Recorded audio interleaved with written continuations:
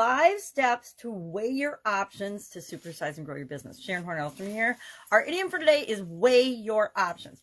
Of course, just like so many others lately, the origin of this particular idiom is unclear, but it's clear that it has been popular, at least in the English language, for centuries. It means to, and probably most likely comes from weighing things and scales, yet there isn't a clear starting point of when it was either documented or started to be used, and is common lingo for many of us. I often say, hey, let's weigh our options. At least I did in corporate America and in my businesses every single day.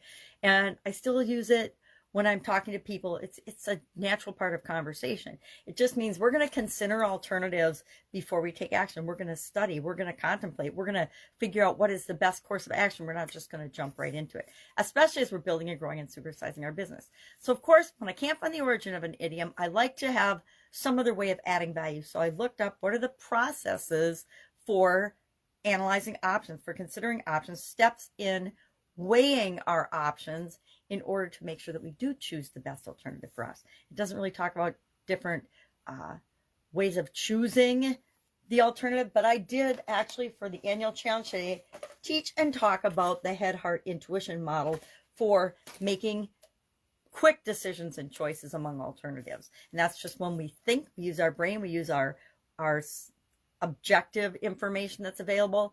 We use our heart, our gut, our feelings, our heart, what feels like the right thing to do. And then we use our gut, our intuition to analyze the alternative. Only because I've known that and learned through lots of experiences that when I don't listen to all three, if I totally override one area or aspect of my person, I usually make the less than best choice for myself. So what are these 5 steps? Number 1, describe the problem or the situation. Write it down. Write down what is the problem or the situation right now that we're trying to change or improve. Number 2, gather information. Okay, yeah, we need to gather information, facts. If there is objective information that can help us solve the problem. We can talk to people that have had a similar problem and find out how they've solved it in the past. We can do research, right? All those things. We need to gather information so we know what our alternatives and choices even are. Then we want to brainstorm solutions and alternatives. We want to brainstorm and figure out what possible ways can we go from where we are to where we want to be. Well, this is starting to sound a lot like the SOAP framework. Number 4, we want to analyze those solutions and then choose one that we're going to act on. That's what we were talking about today in this year's annual challenge to get our goals.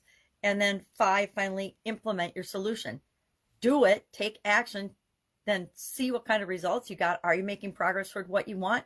Do more of that. If you're not, go back to the drawing board again, look at your brainstormed list of options, test out another option, see what kind of results you get, etc. And we want to automate those things that work for our business or the things that alleviate and solve the problem so we don't have to be dealing with the same problems and situations over and over and over again. I have a kind of a rule of thumb in my business. If I catch myself doing something several times, I'm going to create a system that makes it simple, easy, and efficient. Maybe it's just a checklist. It can be something as simple as a checklist to make sure I don't forget something or that I don't make mistakes. But I'm going to somehow systematize or create a system or process for that activity. And then if I can automate parts or all of it, I'm going to automate it as well. Because I know if I've got a system that's automated, it's going to just keep dishing out the same results and I don't have to tweak and play with it.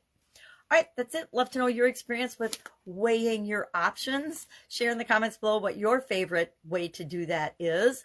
And I'll, of course, be with you tomorrow. Have a fantastic day. Bye.